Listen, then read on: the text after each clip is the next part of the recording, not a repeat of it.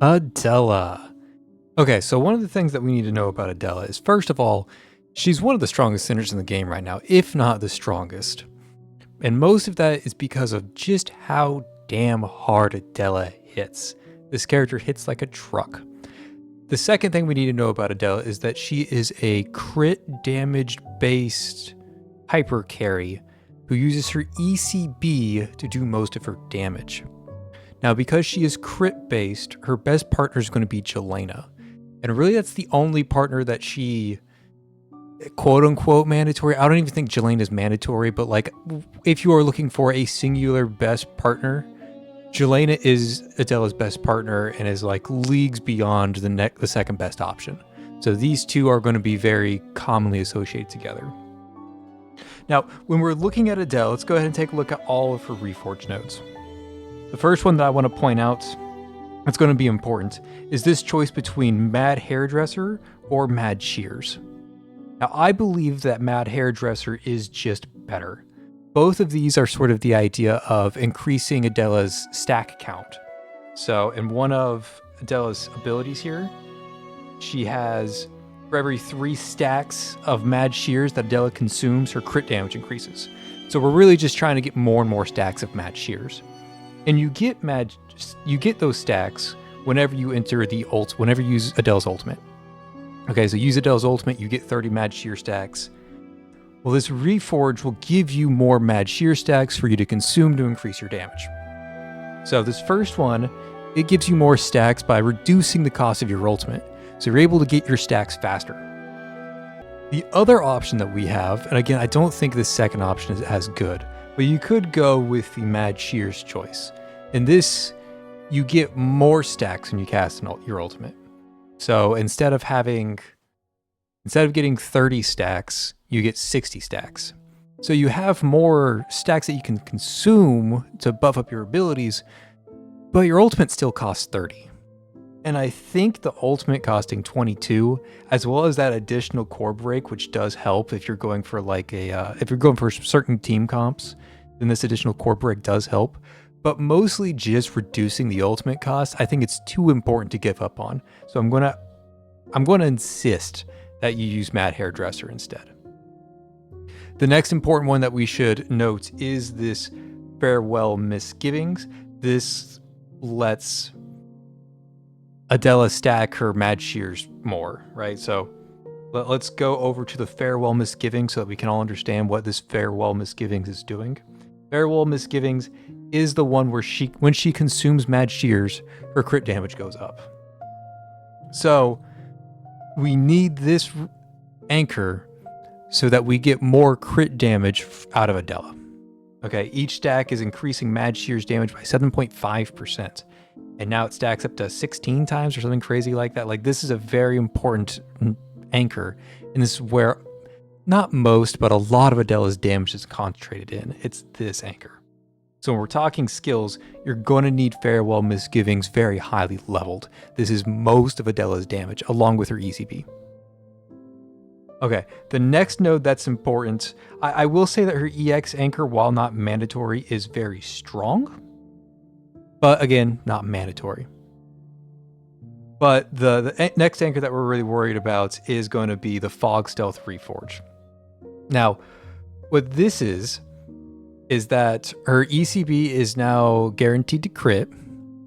But the more important thing here is that Adela's skill damage increases by 100% of her normal attack damage bonus. So one of Adela's old problems from before her Reforge is that she had all of this going on, right? She had normal attacks that hit hard, she had her ultimate that hit hard, and she had her ECB that hit hard. And she required so many resources because you had to buff her normal attack to make her normal attacks hit hard, and you had to buff her skill damage to make her skills hit hard. And she has all of this scaling with both normal attacks and skill damage. And honestly, that's just a lot to ask for out of a team. It's really hard to buff both of those aspects in a coherent sense. So what they ended up doing with this Fog Stealth Reforge is now, as long as you're buffing either one, Adela's benefiting from those buffs. She scales with normal attack and with skill damage. Adela's the first center in the game who can do this. So this is the first center we're using, like LL and Lady Pearl on the same team is like a good option that's increasing your damage. And this one Reforge is what's making Adela so flexible. This lets her be used with all supportive options, all centers, as long as it's a physical damage team. Adela is able to work on it because of this anchor. This one anchor is why Adela is so flexible. And it's night and day just how effective this is. So make sure that you're picking up this anchor so that Adela is able to play around her team to the best of her abilities. And then the last thing that we have to talk about when it comes to Adela's Reforged, again, we've talked about 3 anchors so far.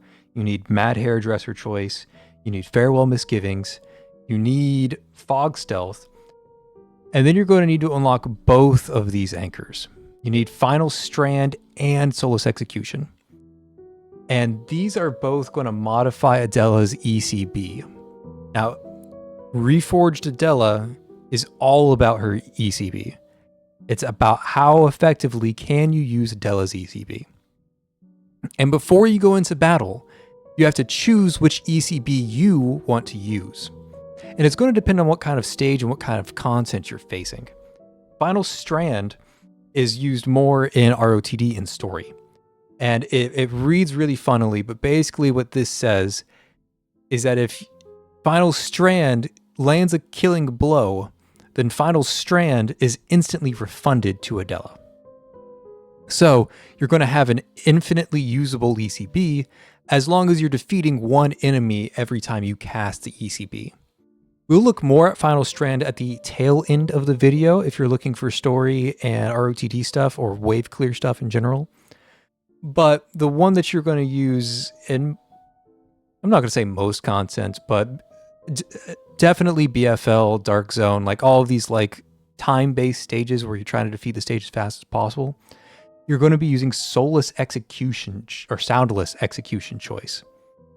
And what this does is that instead of having that infinitely usable ECB, you get 4 casts. Now these 4 casts don't have a cooldown, but they do insane boss damage. It very, very, very specifically wants to go after elite and boss enemies. So TLDR, bring this when you need something to fall over. Okay, this is your burst damage. So it's either clear waves with Final Strand or do burst damage with Soundless Execution. Okay, let's go ahead and take all that information and look at it in terms of a BFL stage. Now, first things first, I said Adela was really flexible. And to show just how flexible Adela is, I'm going to drop Adela and Jelena as a 2-man unit into an entirely different team that has no synergy with Adela. Okay, so we're just going to go ahead, we're going to throw in Weak Spot. Weak Spot it's good, but it's not the strongest thing right now, which is going to give Adela the ability to show off just how useful she is on any team comp that you can really throw out there. So we've got our 2-man squad, Adela and Jelena, plus our 4-man squad of Weak Spot.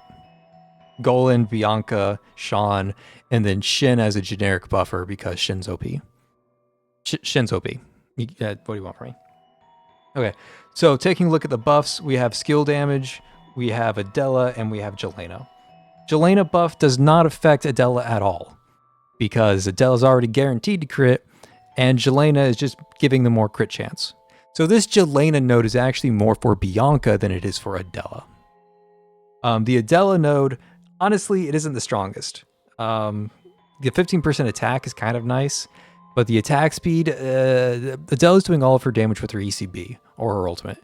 So the attack speed doesn't really matter. It doesn't come up that often. It's just the 15% attack that you really get, which is not that strong for a BFL buff. There's other people get way more out of a BFL buff than Adela does.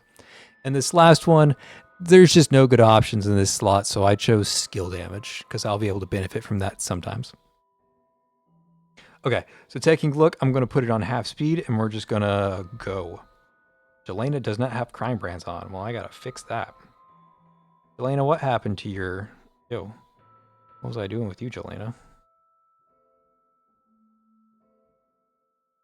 This actually gives me a good moment to talk about Jelena too, because Jelena is going to be important for Adela setups. So let me find her Crimebrands and we can talk about her. Okay, so Jelena is usually going to run Shackles of Life. But you should really only be using Shackles of Life if you have an S1 Jelena. So Jelena is unfortunately one of these sinners that wants a higher investment. She wants her S1 and she wants her ECB3. If you have S1 ECB3 Jelena, then you should use Shackles of Life. If you have S0 Jelena, you might want to consider some energy options instead. But Shackles of Life is good because if you have ECB3, then during the ECB, Jelena is close to capping out her supportive buffs. If you have ECB1, then you're still not even close. So ECB3 and Shackles of Life gets Jelena to the maximum crit damage support that she's able to get to. But again, if you're running a Shackles 0 Jelena, you're going to need the energy more than anything else. So little Jelena tips there. Okay, let's go ahead and get started with this clear. And we're really just bringing Adela along so that she can execute key targets. Now, what Weak Spot's really going to struggle with, because right now Weak Spot's damage is kind of on the lower end of things until we get Margaret, Weak Spot's actually going to struggle dealing enough damage to this boss unit. So we're going to have Adela here specifically play around executing the Nether Sand Apostle. So we need to set Adela up so that she's able to succeed in that role. But also notice how Weak Spot has very few core breakers. We've got like Goland. That's all this team has. So we're going to play around that and make sure that Adela is getting the core breaking that this team needs to get done. We're going to core break back here. We're going to give 2 empowers. This is a nice juicy stack down bottom. We're going to core break all of that. And because of our anchors, we get 2 core breaks on that middle guy. Super useful there. And now our Weak Spot team is ready to go. So I'm going to go ahead and blast that Sean. And I'm going to blast that Bianca. And I'm going to get them started. I'm also going to take this opportunity to get them all fully buffed up so that they're able to do the damage that they want to do. Shin's almost fully available. And we're off to the races. Okay, now Weak Spot is in full effect. They're at max power. You can see they're actually shredding the waves quite nicely here. For those who don't know, Weak Spot does global damage to the entire map. So this top wave up here is being shredded by Weak Spot. And again, we don't really have to do much with Adela here because we're going to trust that Weak Spot's able to shred these waves. It's kind of what we're relying on here. And they're doing a pretty good job. But now the boss has revealed their cores. And again, Weak Spot is low on the core breaking requirements. So this is where Adela's flexibility really comes to help out. This song is really loud. I'm going to skip it. Let's move on to King of the Party. Everybody likes King of the Party. King of the Party's a little loud too. Let me tune that down.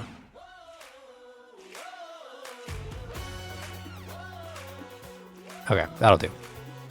Okay, so we're using Adela's flexibility to kind of tune in and take care of the core breaking and boss damage that the team is lacking. So let's go ahead and use Adela's core breaking. And then let's give her 2 empowers. And then let's go ahead and use Adela's core breaking. And now let's get that final core break with Goland. And now we can take this opportunity to just shred away with Adela, do all that boss damage that the team is lacking. So you can see that this team is able to be used in a lot of different areas because Adela is able to pretty much cover anybody's weakness. Right? It doesn't matter what the rest of the team is doing because Adela is so flexible and so strong that she's able to power through most of the stage. Even though I'm playing almost entirely around Weak Spot, it's Adela that does everything. So that's a very nice way to highlight Adela's flexibility, both as a core breaker, as a boss nuker, as a DPS machine. Like, I have the full weak spot team and a Jelena buffing Bianca, or I just have Jelena buffing a singular Adela, and Adela's winning by a wide margin. Now, weak spot's still doing their job and clearing the waves, but you guys can see just how much damage Adela is doing in these setups. Specifically when Adela is just doing her job of core breaking and nuking the boss. Again, as always, the most optimal time to deal damage to a boss is when they're core broken. Core broken targets take 50% extra damage, so if you're trying to nuke something, it's best to nuke them while they're core broken. Okay, the next thing I want to show is Adela inside of a UmbraCore team. This is going to lean more into Adela's sort of preferred team compositions, because Adela is an Umbra unit. And if we put her inside of the UmbraCore, she's going to perform rather well. UmbraCore is all about giving Umbras more damage when they break cores. And we saw that last run that Adela is actually breaking a lot of cores. So let's go ahead and get everybody up on the screen. Same team as last time, and let's throw in Helena Cresta, why not? Now, when we're using this very specific UmbraCore team, the idea is going to make sure that Adela is able to break 6 blue cores. Okay, and we need to break 6 blue cores after Adela, or after Parfait casts her ultimate. So if you guys don't know about Parfait, she has this thing where your Umbras get more damage if they break cores. And the whole idea is that you're supposed to break 6 Umbra cores to reach maximum damage. And Graves is also giving all of her allied Umbras more damage when they break cores as well. So the whole thing is let Adela break cores and then she'll do 1 billion damage. So when we're looking at these UmbraCore teams, the first thing we want to do is get Parfait ultimate out. We can't stack those Parfait buffs out until Parfait uses her ultimate. So we're going to wait around until that ultimate is available. We're going to activate that, and then we're just going to start breaking cores with Adela. Whoever you want to be your damage dealer has to be breaking cores. So we broke 2 cores there, and now we can break 4 cores here. 1, 2, 3, 4. So now Adela is already at max power from Parfait and Graves. So this is now a really strong Graves, a really strong Adela. If the stage gives you enough cores to play with, UmbraCore is able to jump into the fight very early and start pumping out some pretty insane numbers extremely fast. And the buffs on UmbraCore are some of the strongest buffs in the game. It's just that they're tied to cores rather than they are like SP or some other metric that other teams are able to play around more reliably.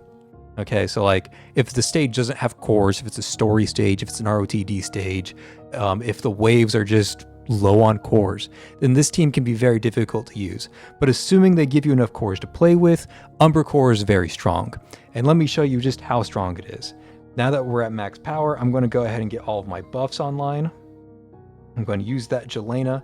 I'm going to start using Adela to wave clear. And then as soon as Shin pops her ultimate,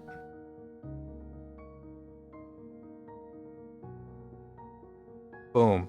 I can now jump the gun early because my buffs are so strong, and I can just defeat this boss without needing to break his cores, because I'm just trusting that Adela is just that sillily strong. And she really is just strong enough to do that. You don't have to think or do anything. You can just trust that Adela's going to output the numbers that you need her to output. And for the rest of this, I'm just going to use a mixture of auto attacks, ECB, and ultimate to finish the stage. So I've got one more cast of my ECB. I know it's going to be cast in this corner to clear the waves. And just like that, you can see just how powerful Adela can get given the correct team. So she can either be splashed into other teams and get like a very reliable core breaking and burst damage center onto, like, again, just Adela plus Jelena onto any physical team, and you're going to have a boss delete button. Or you can play entirely around Adela and have her clean up the entire stage. Now, beyond just using Adela inside of an UmbraCore team, she's so flexible that you don't have to do that. In fact, I find Adela is stronger when she doesn't have to wait for UmbraCore. Because UmbraCore does have all these restrictions of like, oh, you have to break all these cores before you can start doing things. Well, Adela hits so hard that she can just sort of, she doesn't have to play by the rules. Like you just saw in that last stage, we cleared the boss without core breaking him. Normally in BFL stages, the whole idea is that you core break the boss and then you do all of the damage. Because again, bosses take 50% more damage when they're core broken. So why wouldn't you take advantage of that? But Adela, it's so hard that she can sort of bypass that rule and just do whatever she wants. Now I'm going to show off just how flexible Adela is, and I'm just going to bring a bunch of buffers. It doesn't really matter who, right? Because Lady Pearl's giving normal attack damage, LL's giving skill damage. It all works with Adela. Jelena's still giving the crit damage, Infer's giving generic damage, and Rahu is making the enemies take more damage. These are all here just increasing Adela's damage, and Adela doesn't really care about her partners. She doesn't necessarily have a dedicated team. She's just so good that she works with everyone. And I'm going to show that here in this clear. Now I'm going to go ahead and make sure that Adela has all the buffs on her, give her LL, turn on Jelena, turn on Rahu, and then I'm just going to go for it. I'm just going to slam Adela's face into the crowd. Because you know what? Adela can do that. Adela is just built different. Adela can just slam her face into a wall of enemies and say, I'd win. Because Adela really does win. There's nothing that can really oppose this amount of damage in the current state of the game. And we're just going to have Adela clear all these waves, and nothing's going to have a chance to really stand up against her. And again, we're not really relying on our normal attacks. We're not really relying on our ultimate. They both help, but it's not what Adela's kind of waiting for. She's all about that huge burst damage from her ECB. That's where all of her power is coming from. I'm just going to use the last little bit to clear up the waves, and it's just that easy, right? You don't need a dedicated team with Adela. You just need Adela to do her thing. And in fact, again, this team here, the non-UmbraCore team, did better than the UmbraCore team did, right? The 5 random buffers did better than UmbraCore because you didn't have to wait for all those cores. You can just pull the gun immediately. So that's how you play Adela inside of Dark Zone, inside of BFL. Doesn't matter where you put her. The whole idea, the whole point of Adela is that she's flexible. And I could have even improved this score more if I wanted to. Like, these are not the best buffs in the world. They're good, don't get me wrong, but they're not the best. This score can be very easily improved even higher. So, again, use the key anchors, Mad Hairdresser Choice, so that your ultimate is cheaper. Farewell Misgivings, so that you get all of the damage buffs from the Mad Shear stacks. Fog Stealth Reforged, so that Adela is able to fit with a wider variety of team compositions. And Soundless Execution Choice, so that you have the correct ultimate for these burst damage stages. Now, Adela doesn't have to be used in these BFL stages. In fact, Adela works just as well in clearing regular wave content. So let's go ahead and let's do an Oblivion Pit real quick. Let's go into a Rusted Ruin. I don't even know what these buffs are looking like. When there are no other centers in the cross area, they get more crit rate and crit damage, sure. Now, the idea here, I'm going to do the same thing. Let me grab my preset team so I don't have to think too hard. I don't want to think too hard on this. And let's bring like somebody random to clear waves like Corn. Actually, I'm not going to be clearing waves. I need to do... Let me bring Serpent. It's just to like help supply like supplemental damage. put Serpent there in that corner and she'll be able to spin on all these guys. I think that's a really good setup for her. And I need to put her Crimebrand on. Where is my true damage Crimebrand? At the bottom. Yes, it is. Okay. So when we're bringing Adela into this wave-based content rather than this boss-based content, we need to make sure that we're choosing the wave-based ECB. Okay, so there's a difference between boss damage Adela and wave clearing Adela. And that comes down to her last Reforged anchor. We want to choose Final Strand. This is going to make us have an infinite number of ECBs as long as we defeat one opponent with each cast of the ECB. Okay, you need to defeat somebody. So this isn't execution, but it's a really, really strong execution. So let's go ahead and take a look at how this plays out. So I'm just going to go ahead. First, I do need to get stacks on that Adela. We talked about the Mad Shear stacks earlier. So I'm going to go ahead and get those Mad Shear stacks rolling. You can see there's the number 45 next to Adela's health bar. She now has Mad Shear stacks, and she is now getting buffs from consuming these stacks. And we're just going to use her ECB to defeat targets. Rahu's kind of stealing the show right now by killing everything instead, but there. We can now use Final Strand to defeat this wave. And then we can use Final Strand to defeat this wave. As long as we're defeating one opponent each time, we're getting a full refund on Final Strand. You can see the ECB is still available. Over here, I'm going to use Final Strand to defeat this enemy. I'm going to use, well, again, Rahu stealing the show. I'm going to use Final Strand to defeat one of these enemies. I'm going to use Final Strand to defeat one of these, and I'm just going to do that until the stage is over, right? I don't have to think. I don't have to do anything. Like, Adela's hitting hard enough that she's just defeating enemies without any input from me.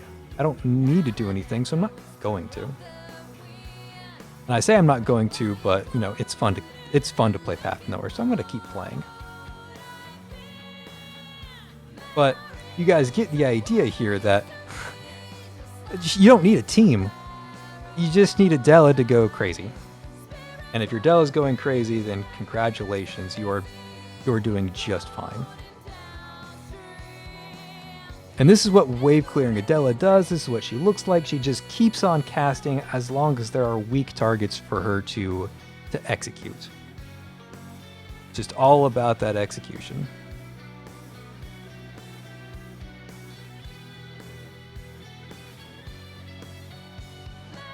Now let me show off one thing here.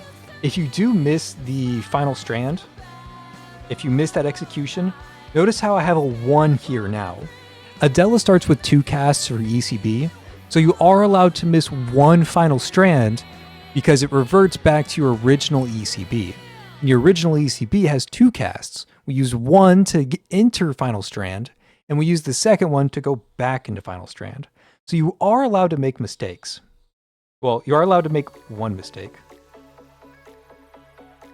But you see, I also didn't defeat an enemy with the regular ECB, so I didn't get Final Strand anyways. So you do need to make sure that you're executing targets, but again, you are allowed 1 mistake. I made 2 mistakes here, but you guys can see the point here. I could have just kept going infinitely if I wasn't trying to show off. And in fact, I'm going to go ahead and replay this stage on like ×3 speed, just to show off what this looks like at ×3 speed.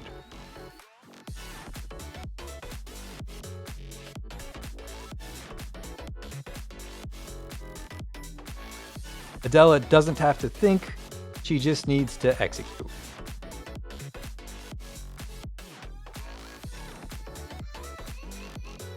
Again, no thinking involved, I'm just using the ECB to slaughter everything.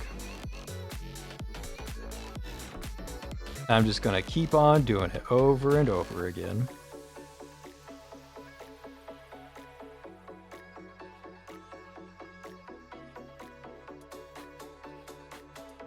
And that's what Final Strand looks like. You just keep casting. There's nothing stopping you from just going infinite, other than your own misplays like I did in the previous clear of this.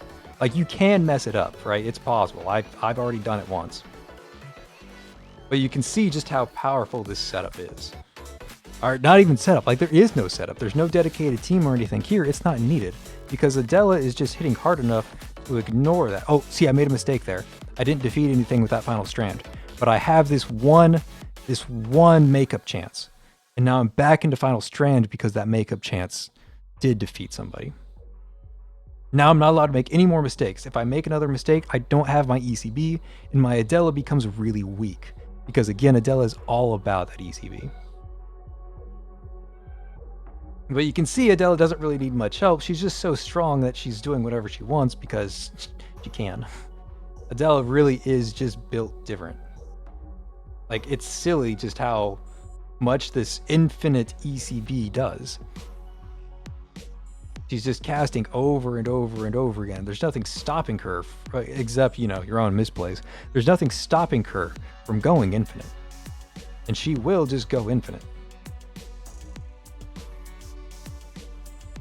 And again, I tackled this stage blind. I didn't know what this stage looked like. I didn't know anything about it. I just knew that Adela was going to do exactly what Adela does. And she just final strands forever on these wave-based stages.